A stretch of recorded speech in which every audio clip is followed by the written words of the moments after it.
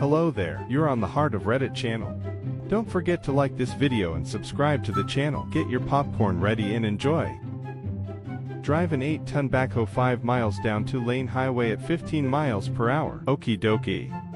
So I worked for this horrendous a-hole when I was 19 for $8 HR, and he hated that I worked 2 other jobs. I never missed a shift, but he would work me late on purpose, knowing I would only get 4 hours of sleep before school just so I might quit one of both of my other jobs. Anyway, I show up to work for my 4 p.m. shift, and my boss tells me to take the backhoe down to a BC business because we have a crew of 10 guys ready to load gear onto pallets and I need to put them on the truck. Well, a BC business was 5 miles away and the tractor only goes 15 miles per hour top speed, so I'm like, "Are you sure? It's only a 2-lane road most of the way." And he cuts me off and says, "Quit arguing. If you say another word, you're fired." I was mad.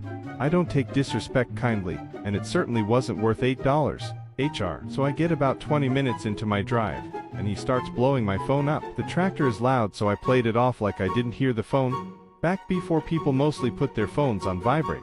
I get about halfway there and realize he was probably talking about a BC business old location that shut down 6 months ago and is only about 1 mile from origination as opposed to 5 miles. So I drove the rest of the way and kindly called my boss back to inform him the location was empty and nobody showed up. Of course, he meant the old location, and although he suspected me of malicious compliance, he chalked it up to incompetence of a 19-year-old kid and sent everyone else home with 2 hours pay. He was so furious because he couldn't yell at me for being dumb, and I got the rest of the night off after my long drive home, pulling over every 30 feet or so to let people pass on the highway. Little wins are all we get sometimes, and I savor this one 12 years later.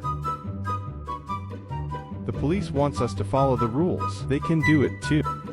Voluntary Fire Brigade Station, small town in Germany. The station was near a street and you couldn't back up in the garage without blocking off the street, because maneuvering in front of the station was nearly impossible. A firefighter was blocking the street for traffic when a driver in a Mercedes came along. He braked at first but then accelerated and forced the firefighter to jump out of his way to save his life, or at least his bones. They went to the police and sued that driver. What they didn't know, the driver was the police chief of a station nearby and sued the fire brigade himself.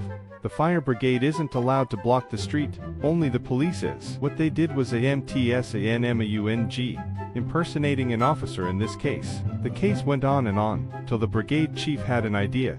If only the police is allowed to block the street, then they can do it from now on. Every time a truck leaves or arrives at the station, the police was called. Cleaning the trucks, police. Fueling up, police. Training, police. Joyriding, police. More joyriding, you know it. The local station had to get 2 more officers from other stations to handle the volume of the requests until the other chief was persuaded or threatened to take back his accusations. Since that day, no one ever complained about blocking of the street while backing up, and the relationship between police and fire brigade has normalized again. Job wanted work shirts back. When I quit, they received a pile of muddy ashes. Back on February the 23rd, 2014, Sunday, I was driving home from going clothes shopping for my new job I was starting in a week when my car literally caught on fire with me and my then 4-year-old son in it. I had just bought $200 worth of clothes and my laundry was in my car from the laundromat, including my work shirt and white lab coat. I had already given my notice to my boss that I was leaving, and the next day, Monday, I called in to tell her what had happened and that I would not be in due to smoke inhalation issues and needing to go buy a new car. This was supposed to be my last day.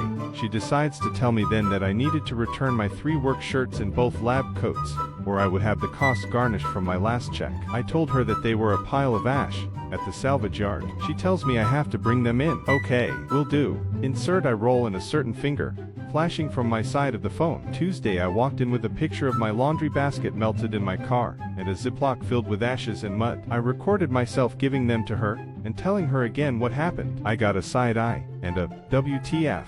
I walked out with a smirk, asterisk edited to add that I've been at the new job now for 10 years in March. Best move I ever made. Also, my wages never were garnished. I don't think they legally could, but who knows.